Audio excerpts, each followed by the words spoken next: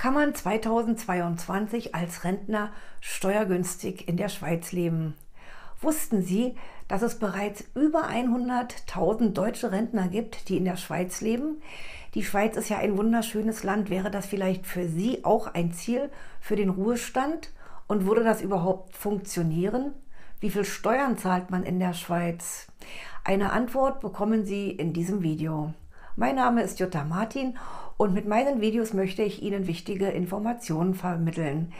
Ich habe eine kostenlose Checkliste, die Sie sich unter diesem Video sichern können. Seien Sie gespannt auf eine kleine Reise durch die Schweiz. Schauen Sie sich das Video unbedingt bis zum Ende an, denn am Ende bekommen Sie die wichtigen steuerlichen Informationen. Als Rentner in der Schweiz leben, schauen wir uns zunächst einmal an, wie das mit der Einreise ist. Also die Schweiz ist ja ein sehr beliebtes Auswanderungsziel und hat vor allem den Status eines Steuerparadieses. Ob das wirklich so ist, darauf komme ich am Ende des Videos genauer zu sprechen. Als Rentner kann man in die Schweiz nur auswandern, wenn die Rente mindestens 50.000 Schweizer Franken beträgt oder man ein entsprechendes Vermögen hat. Hat man diesen Nachweis erbracht, gibt es eine Aufenthaltsbewilligung zunächst für 5 Jahre, die in der Regel auch verlängert wird, wenn man Vermögen hat.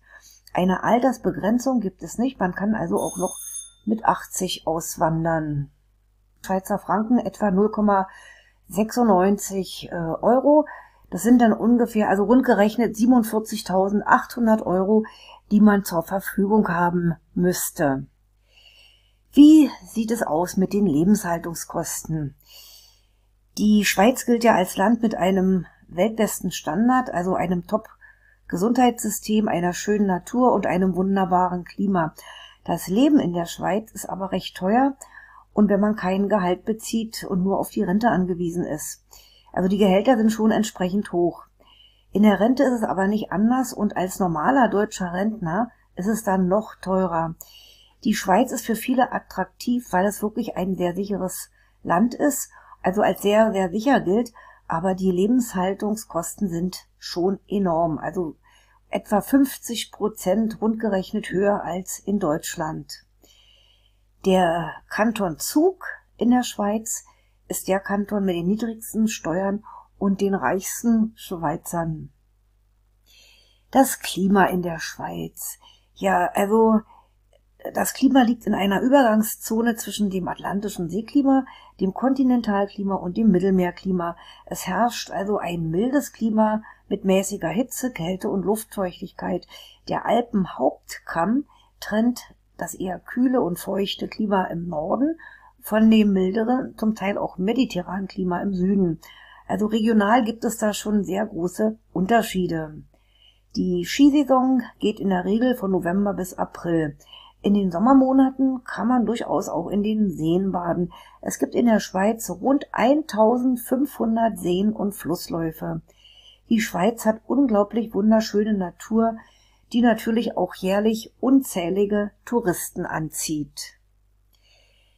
Die Krankenversicherung. Das Gesundheitssystem in der Schweiz ist eines der besten in der Welt, so sagt man.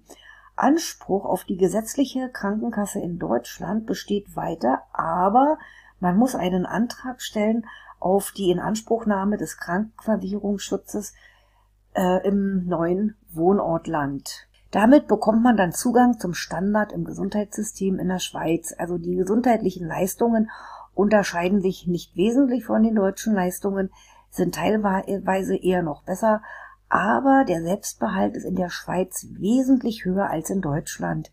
Die Zuzahlung beträgt mindestens 300 Franken im Jahr und je nach Krankheitszustand entsprechend auch mehr.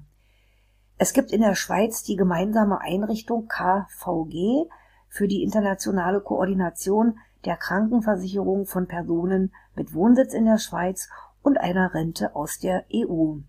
Diese Einrichtung prüft dann, ob sie sich als Rentner versichern müssen oder nicht und erfasst alle Personen, die der Krankenpflegeversicherungspflicht in der EU unterstellt bleiben. Informieren können Sie sich auf dieser Webseite https://www.kvg.org. Den Link sehen Sie hier auf dieser Folie. Wie spricht man in der Schweiz? Die Schweiz hat insgesamt 4 Sprachregionen: die deutsche, die französische, die italienische und die rätoromanische Schweiz. Diese 4 Amtssprachen werden in den 4 verschiedenen Regionen auch gesprochen. Deutsch spricht man in den Kantonen Bern, Freiburg und im Wallis, aber auch Französisch. Wie sieht das nun mit der Rente aus?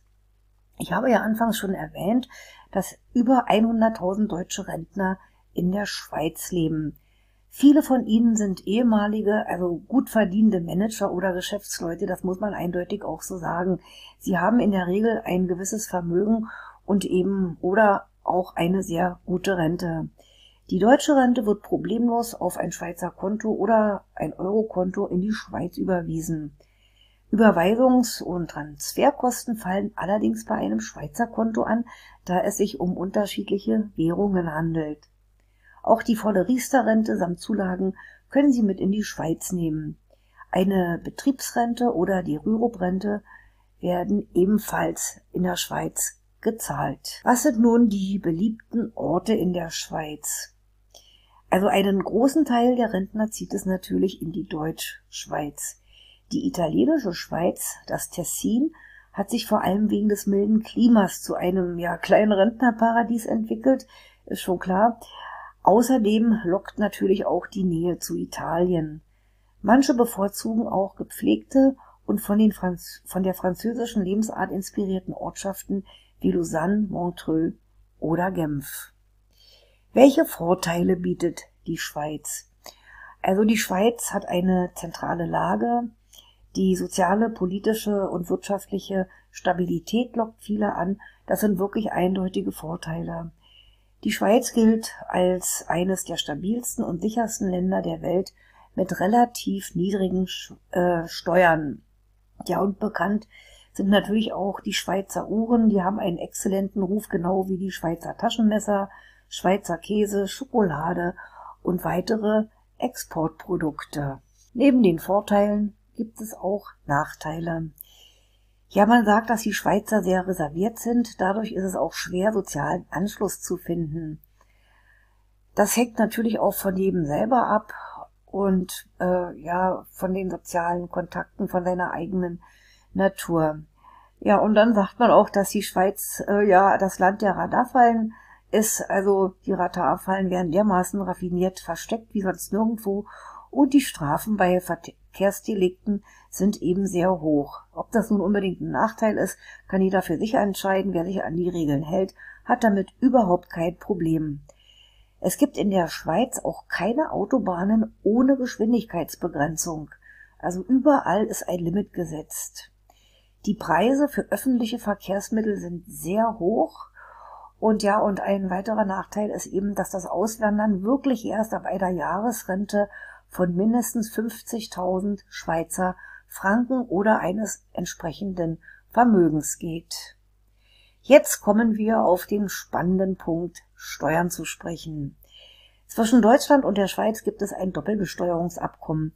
Danach werden deutsche Renten in der Schweiz besteuert, aber mit einer Besonderheit.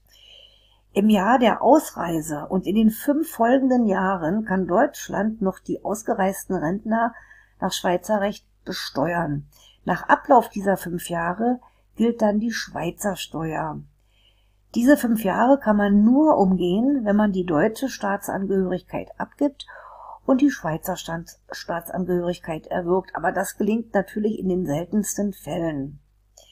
Ist man nicht berufstätig, also ist man ja als Rentner in der Regel nicht, kann man einen Antrag auf Pauschalbesteuerung stellen. Da sind nämlich nicht die Einkommen wichtig, sondern die Lebenshaltungskosten. Die Lebenshaltungskosten werden dann als Referenz für die Besteuerung genommen. Das ist allerdings von Kanton zu Kanton unterschiedlich und in einigen auch schon abgeschafft. Also insgesamt hat die Schweiz 26 Kantone mit je eigener Steuerhoheit. Verglichen mit anderen Ländern hat die Schweiz in bestimmten Niedrigsteuerkantonen wie Nidwalden einen sehr geringen Steuersatz. Er liegt etwa zwischen 15 und 22% des Nettoeinkommens. Je nach Kanton kann die Ertrags- und Einkommensbesteuerung bis zu 45% betragen und damit gehört die Schweiz nicht wirklich zu den Niedrigsteuerländern. Die Mehrwertsteuer für die meisten Dienstleistungen und Handelsprodukten beträgt allerdings nur 7,7% und die ermäßigte Steuer 2,5%. Für Hotelübernachtungen fallen 3,7% Mehrwertsteuer an. Damit liegt die Mehrwertsteuer natürlich weit unter der in Deutschland. Ja, die Schweiz gehört nach den USA und Österreich zu den beliebtesten Ruhestandsländern. Haben Sie irgendwelche Fragen oder Anmerkungen, schreiben Sie es bitte in die Kommentare. Hier nochmal ein paar Ausblicke. Ja, es gibt auch andere Begriffe, zum Beispiel hier die Post, die schreibt dann was von Leerungen. Das ist für uns Deutsche ja nicht so ganz gebräuchlicher Begriff, aber ja, die wunderschönen Weiden und Kühe, die Berge im Hintergrund, die Nähe zu Liechtenstein, das ist uns eigentlich schon allen bekannt.